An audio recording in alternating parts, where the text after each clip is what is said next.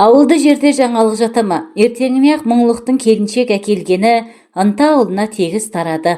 Оқуын тастап бұзық топқа қосылыпты деп еді. Жөн болды мұнысы. Соның оқуған өтірік пе деймін. Барахолкадағы базардың рекеті екен. Жұртты қан қақсатып, өздері белгіленген ставкілерін күнде кешке сыпырып серіп жинайды дейді. Осындай өсек аяңды қайдан естисіңдер? Көзбен көріп, қолмен ұстамаған соң күнәға жатады, біле білсеңдер. Қалай дегенмен аяғы тұсалып, шаңырақ көтергені жөн болды. Жасы келді емес пе? Біздің Қабыланмен түйдей құрдас. 30-дан асты жаңылмасам. Сенің Қабыланың 4 баланың әкесі. Ештен кеш жақсы. 30 жас орда бұзар шақ емес пе? Маңдайшасында Гүлжан деген айшықты жазу ілінген азық-түлік дүкенінің алдында өсек сапырып тұрған 3-4 әйел анандай жерде келе жатқан ықылас қарияны көре салып, әңгіме ауанын өзге арнаға бұрып жіберді. Биыл бұл ауылда бидай бітік шығып, 3 үлкен шаруа қожалығын біріктірген ынталылықтар аудан орталығынан келген астық сатып алушыларға жылдықтың артықтау баға өткізіп, тепсе темір үзетін ер азаматтарды былай қойғанда, зейнеткерлік жасындағы шал-шауқандар мен мектеп оқушыларына дейін қырмандағы жұмысқа жабылып, бір апта бұрын ғана белдерін жазып демалған еді. Ауыл адамдарының сонау жазға дейін қолдары бос. Ықылас одағасының үйіне таңертеңгі шайдан соң 5-6 көрші кемпір құтты болсын айтып келді. Түнде жайылған дастархан әлі жиналмапты. Балғаным шешей қонақтарына өзі шай құйып, арасында үйдің де ұсақ түйек шаруаларын тындырып, қолы тиер емес. Анда-санда төргі бөлме жаққа жалтақтай қарап қояды. Тым-тырыс, еш белгі жоқ. Апырай, әбден жол сақты болған ғой, дейді өз-өзінен күбірлеп. Жата тұрсын, тынықсын. Түске тақағанда төргі бөлмеден есінеп құсынап мұңлық шықты. Үстінде қысқа жең қызыл футболка, бұтында тар шибарқыт шалбар. Балама ұйқың қанды ма деді ыдыс-аяқ жуып жатқан анасы, қолын алжапқышының етегіне сүртіп. Қатып қалыппын. Әдеміше қырмұрынды жігіт есік алдына шығып, дене шынықтыру қимылдарын жасай бастады. Содан соң былтырғы жазғы демалысында өз орнатқан белтемірге тартылды. Соңынан ере шыққан анасы аң-таң, үйленетін ұлдың түрін қара. Төркіндеп келгендей, келіннің жаты санау, қай бетімді айтайын. Қапелімде қара кемпірдің есіне шалының тасырмасы түсе кетті де, беті қолыңды жуда шайыңды іш. Келін оянды ма деді. Маржан жата тұрсын. Баласы соңына бұрылды. Мен шайға қазір барамын. Жата тұрсына қарай, осы күнгі жастарда қызық, сабыр сақтайын, оянар тұрар. Балғаным шешей баласына ыстық шай беру үшін шәугімге есеней құйып, газ плитаға апарып қойды. Мұңлықтың қарны ашқан екен, үйдің тамағын сағыныппын деді, табақтағы етті қалайы қасықпен қарбыта асап жатып. Өңі ақ шүберектей оңған ұлдың бетіне қан жүгіргенін аңдаған ана байғыз шырпыр. Ала ғой дейді бәйек болып. Тағы да жылтайын ба қуырдақтан? Тойдым апа, рахмет деді баласы тершіге маңдайын сүртіп. Әкем қайда, бір жаққа кеткен бе? Қазір келеді. Маржан оянды ма екен деп орнынан тұра берген баласын Балғаным шешей сәл аялдашы деді кідіртіп.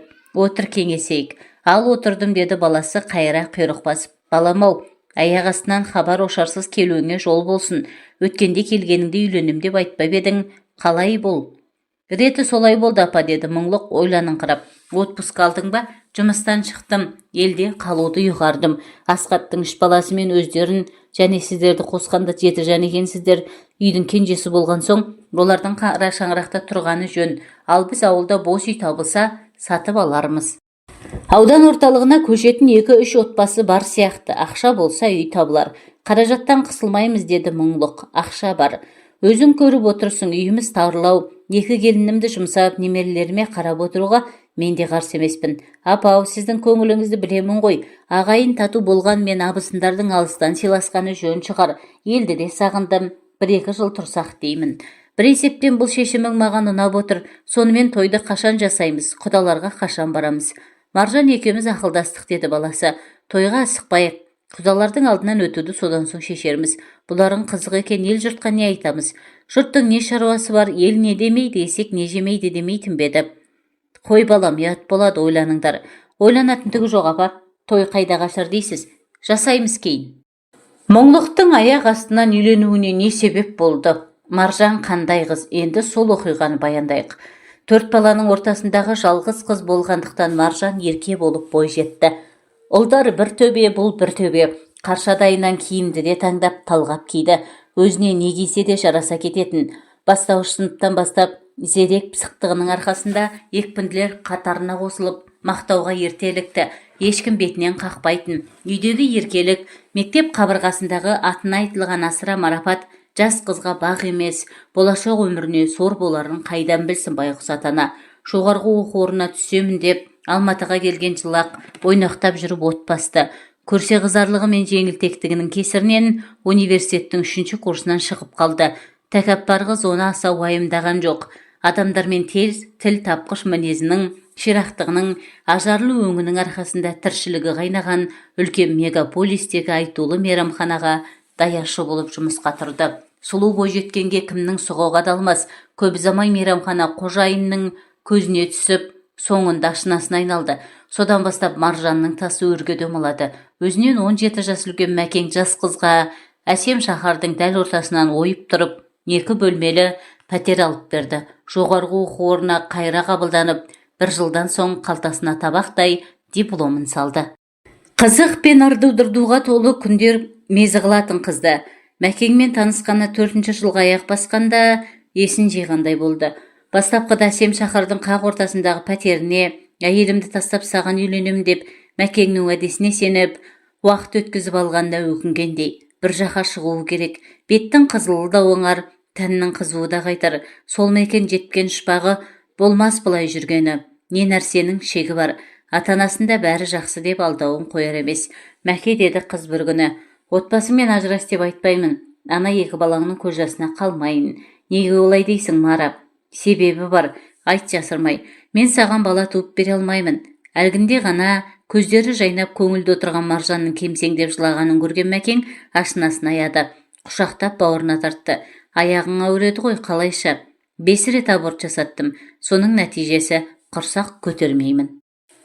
Мүмкін емес, Мара, медицина дамыған заманда мүмкін емес, айтпай ертегіні. Бәрі мүмкін. 5 шараны жатырда өлтірдім. Ешкімге кінәртпаймын. Саған сенгеннен, әрі өзімнің де ақмақтығымнан айықпас дертке шалдықтым. Таусылма өйтіп, кеше оқыдым. Адам баласы жақсылықты да жаманшылықты да Алладан өзі сұрап тілеп алады екен. Абсурд, адамның қолынан келмейтіні кем. Біздің медиктер қауқарсыз болса, бар ғой ана шетел, айталық Израил, Германия, тағы басқалары. Оған шала бүлініп қайтесің. Сен айтқан шетелге мен де барармын, қаралармын, көтерермін бір ши көкпені. Осылай жөніңе келсеңші, зәремді ұшырдың ғой жаным. Жарайды, Мәке. Тақырыпты ауыстырайық. Қарап отырсам уақыт өтіп барады. Даяшы болып жүре беремін бе осылай? Жалықтым әбден. Ақшасы көп, жұмысы мейлінше аз қызмет істегім келеді. Жұмыс дейсің бе? Так, жалақысы мол, жауапкершілік аз. Көптен ойымда жүреді. Айтуға ұялып едім. Былай кішкенен елеу, лас дейміз бе, харам дейміз бе? Ақша жүрген жерде адалдық болушы ма еді? Әуел айтсаңшы, келісу келіспеу, содан кейінгі шаруа. Жезөкшелер үйін ашып берейін. Во бизнес, крышаң қызыл жағалылар. Сенің миссияң жеңгетайлық. Түсіндің бе? Бірер жылдың ішінде Мәкең ашқан жезөкшелер мекені қылмыс әлеміне кеңінен таныла бастады. Әуелде қала ортасынан 4 бөлмелі пәтер жалдаса, кейінірек шаһар шетінен Алатау баурайынан 2 қабатты коттедж сатып алды. Жеңгетай Маржан келе-келе тәжірибе жинақтап, алдау арбаудың неше түрін меңгерді. Әуелде қыздар саудасымен айналысып, уақытының көбін соған жұмсайтын. 1,5 жыл бұрын диспетчерлік вакансия ашып, оған өзінің құрбысын отырғызды. Бұған дейін жолаушылар пойызында жол серік болып істеген пысық қыз барлық шаруаны тас түйін қылады. Маржанның міндеті екі үйдегі жағдайды бақылау және күнде таңертең ақша жинау. Басқа уақытта қолы бос, өзі би, өзі қожа. Тікелей бастығы қожайынмен 3 рет қана жолықты. Онда да мейрамхананың алакөлеңке оңаша бөлмесінде 40 жастардағы қасқабас жігіт ағасын көрген сәтте іш жиып қалды. Артық ауыз сөзге жоқ, шефінің іскер адам екендігін сезе қойған. Қорықпа деген Маржанға. Клиенттеріңнен ши шықпаса, біздің бикештер сенімді. Еңбек ақыларын апта соңында бересіңдер. Ақшадан жымқыруға жол берсеңдер, ренжіме, деді шегелеп. Қайда қызмет жасайтынын, аты жөнін айтқан жоқ. Лақап есімі шеф. Саған бір кісі келеді. Сауалына ғана жауап бер. Бізге керек адам, тапсырысын орында, деді қоштасарда. Түсіндім, деді Жеңгетай. Ертеңінде шефі сырттай таныстырған жігітпен офисте жолықты. Клиенттерің риза ма деді. Өзін Макс атаған қысық көз жігіт бірден сенге көшіп. Разы болмай, кейінгі бір айда контингентті жаңарттық. Қазіргілер жас қыздар. Нақтырақ айтқанда 18 бен 20 жас арасы. Ұзын саны 15. Әсілі қуыршақтарыңды көп ұстауға болмас. 6 айда ауыстырып отырғаның жөн. Жарайды. Бір заказ. 16 жастағы қыз керек. Пәк, ойымды оқып отырсың. Ондай қуыршақтың табылуы қиын. Дефицит нарқы даудай. Жігіттерді құлақ қағыс қылайын. Келістік. Мынау аванс. Қысық көз жігіт ақ қағазға ораулы қомақты конвертті стол үстіне қойды. Сізге сенеміз. Товар табылған соң бермедіңіз бе? Күлімгөз Жеңгетайдың жанары жарқ етті. Азырхансаң тағы қосамын. Сіздің мәрттігіңізді естігемін. 7.000 бакс. Ой, көп емес па? Уәде беріп орындамасақ ұят болмай ма? Әрі бүгінгі күні пәктігі сақталған қызды табу қиын. Алдын ала сол үшін төлеп отырмын. Іздейміз. Маржан конвертті томашадай көк сейфке салды. Анаша сатушылармен байланысы бар қылмысты топқа іліккен Аида есімді жас қыз полиция тұзағына түсті. Сұрақ жауап барысында қыздың кінәсі жоғы анықталды. Шындап келгенде босатып жіберуге де болады. Бірақ үлкен бастығының тапсырмасы бар. Пәктігін сақтаған жас қызды табуы тиіс. Оны білу қиын емес. Верониканы қасына 1-2 сағатқа апарса болды. Аиданың қасында жарты күн отырған Вероника жас қыздың бар сырын анықтады.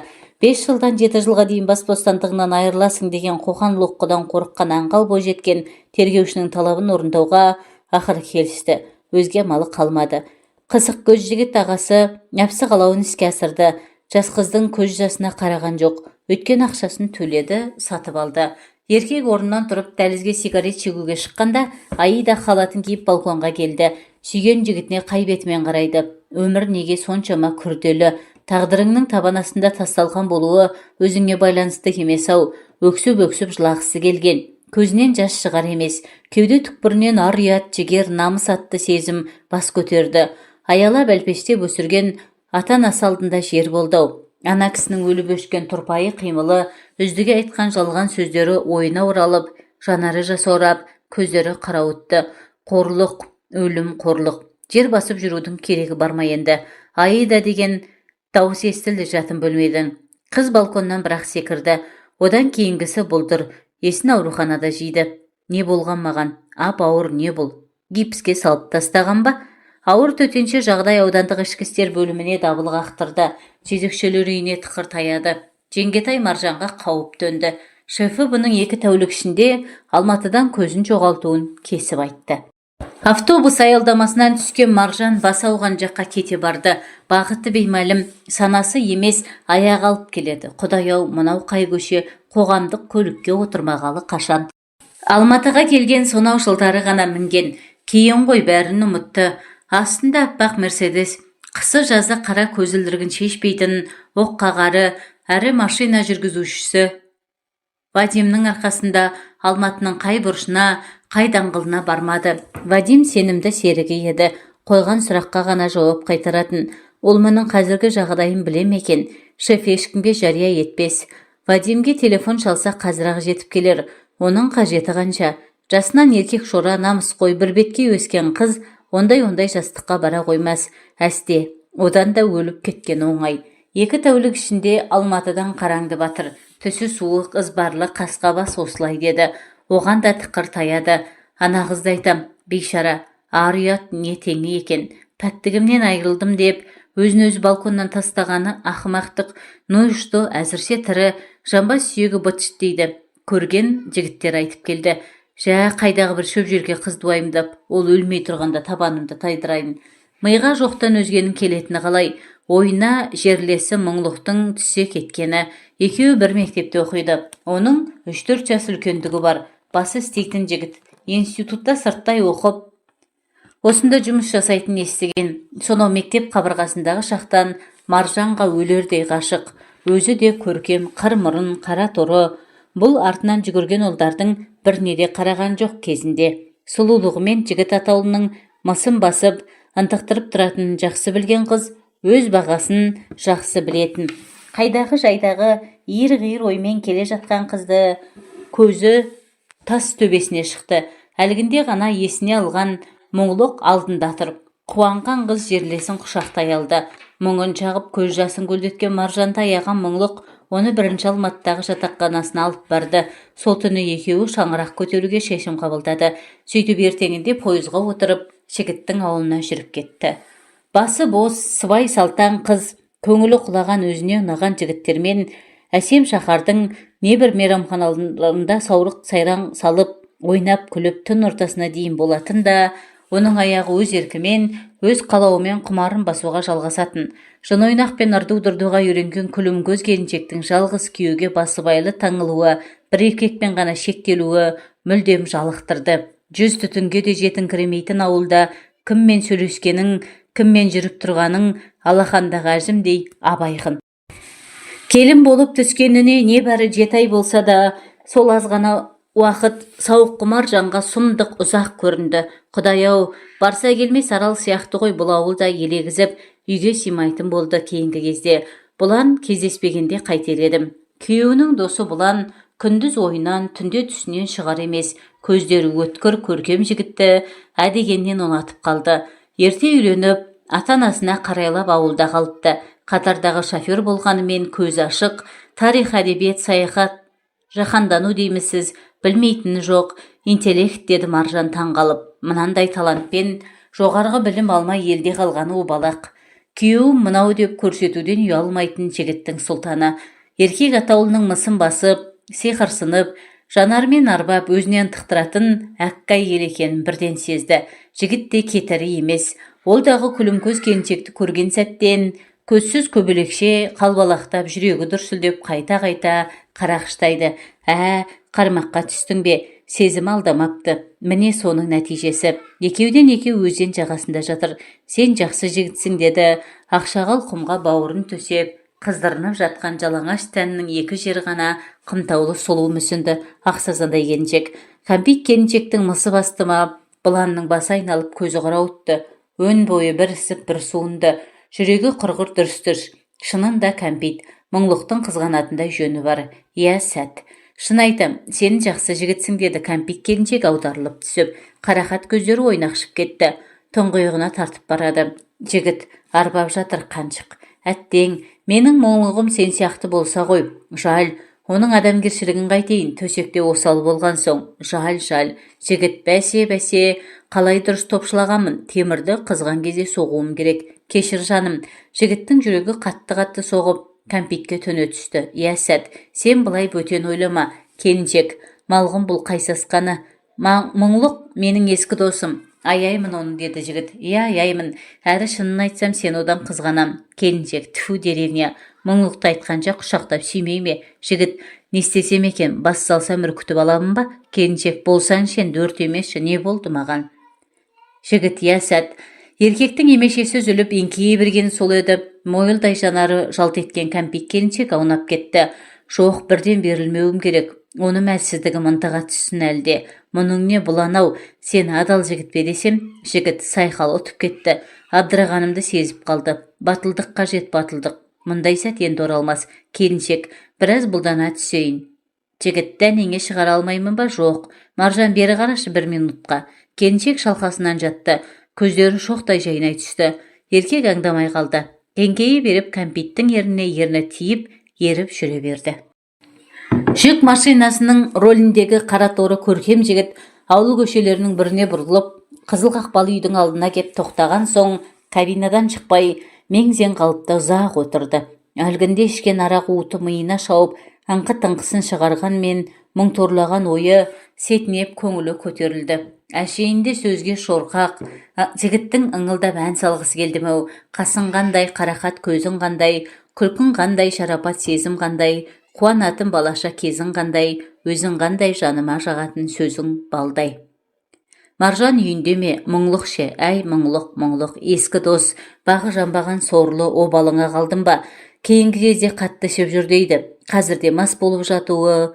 Маржан көргісі келді. Қазір міне, мен сірә адасқан болармын ақылдан. Әйтпесе не болды, 50 шақырымнан еш жұмыс жоқ, қос өкпесін қолына ұстап желігіп жеткені. Бірақ Маржанның жалт еткен жанары, лапылдай бүртенген от құшағы уа жалған тоймайдау. Қажет затын ұмытқандай, қалтасын қарманып, темекісінің жалқы талын еріне қыстырды. Ой әкеңнің, күйіп пісіп қарамаған жері қалмады. Орындағысының астынан, кілттердің арасынан тапты. Шылымды құшырлана сорды. Көк түтін ауыздан да мұрнынан да кетіп жатыр. Саусақтары тыз ете түскені. Бықсыған тұқылды лақтырып, келесі талын тұтатты. Ашуға бой алдырып, шамшыл мінез танытып жүр біраздан. Оған не себеп? Қашан да күлімдеп жүретін, баз бір шайпау қатындар сияқты дауыс көтеруді білмейтін жан жары Несіп баланың жазығы жоқ қой. Бұланның көзіне өзі кәмпит санайтын сұлу келіншектің аппақ тәні елес берген сәтте 62 тәмірі егендей күй кешкені қалай? Соңынан уайым қайға келетін ләззаттан қаш. Қайдан оқып еді? Есінде жоқ. Әйтсе де теріс пәлсапа. Дұрыс емес, ал менікі жөн бе? Қараңғылық қоюланып келеді. Оған керегі осы. Ешкімнің көзіне түспегені жөн. Жолы түсіп жолықса қоштаспақ. Бұлай жалғаса берсе, опынары хақ. Көрші ауданға қоныс аудару туралы Несіп баладан өзге ешкім білмейді. Осыным дұрыс. Жүрегі қармаққа түскен балықтай. Ыдыс-аяқ жуайым деп ас үйге енген Маржанды болмашы қағылған дыбыс елең еткізді. Құлағын тосты. Тым-тырыс сияқты. Қорыққанға қос көрінеді деген аяқ табақ жууға зауық соқпады. Тағы да тырс-тырс терезе қағылғандай. Жүрегі аузына тығылды. Кім де болса көрейін. Есік ашса, Бұлан. Барсың ба жаным-ау? Жігіт құшақтай алды. Келіншек өзіне қаратты. Қайда барасың ентелеп? Үйде ме? Ұйықтап жатыр. Сыбырға көшті. Бағана келген тәлтіректеп. Қаттымас па? Удай. Ояна қоймас. Оянып кетсеші, оянбайды. 1 минутқа мұрсат бер. Зәрем ұшып тұрғаны, өтінем жаным. Болмадың-ау. Төсенен шошынғандай басын оқыс көтерді мұңлық. Әйеліне ілесіп біреудің үйге кіргенін де, төргі бөлмеге еніп құшақтаса кеткенін де, үздігі бұзақ сүйіскендерін де сезді, білді, естіді. Қаны басына шапшыды. Ашу дұшпан, иектеп әрең жатқанымен шыдап бақты. Япыр-ай, мынау Бұланның даусы ғой. Қалайша, неге? Жұрттың өсегі шын болды ма? Бүгінге шейін елемей келіп еді. Ондағы ойы бала жастан бірге өскен досына сенгендіктен. Бұлан-ай, қайтейін, сен де сатқын болғаның ба? Сайтан азғырған қатын. Сезіп едім осылай боларын. Жоқ, мүмкін емес. Бұланға даусы ұқсайтын басқа бөтен кісі болса, өкінбес едім. Төргі үйдегілер естерін жиды. Әйел жігітті тұрғызып, жалынып жалпайып дәлізге ертіп шыққан. Жігіт қоштасып табалдырықтан араттады. Дала қараңғы. Түнгі суықтан денесі тітіркенді. Жұрт жата бастаған. Дүкеннің қасына қалдырған машинасы оталдырып жүріп кетті. Лайсаң жолға қарамай ызғытып келеді. 2-3 шақырым ауылдан ұзаған соң машина моторы сөнді. Кілтті қосып еді, оталмады. Бұған не болды деп жағар май шкаласына қараса, 0-ді көрсетіп тұр. Ол кабинаны жауып ауылға тартты. Күні бойы қар суы еріген жолдың балшығы езіліп жатыр. Өкпек жел тұрды. Қара тонның жағасын көтеріп малақайының құлағын түсірді. Қайтедей мына жел. Есік тұтқасын ұстап үйге ене берген Маржан күйеуінің жөтелгенін естіп тұра қалды. Есін жиып алған ба? Біздің ісімізді сезген-ау. Қолына түссем аямас. Онсыз да қанына қарайып жүр. Аяқ дыбысын білдірмей үйден шықты. Аяз қойын қонышын кеуледі. Тас қараңғы түн үрей шақырады. Жүгіре басып ауыл шетіндегі құрбысы Бағиланың үйіне жетті. Бұл кім? Жалғызбасты келіншек беймезгіл шақтағы тырсылдан зәре құты қалмады. Маржан мына жылдам. Тыныштық па? Қазір бәрін де айтамын. Күйеуінің күпәйкесін ғана киген жалаң бас жас әйелдің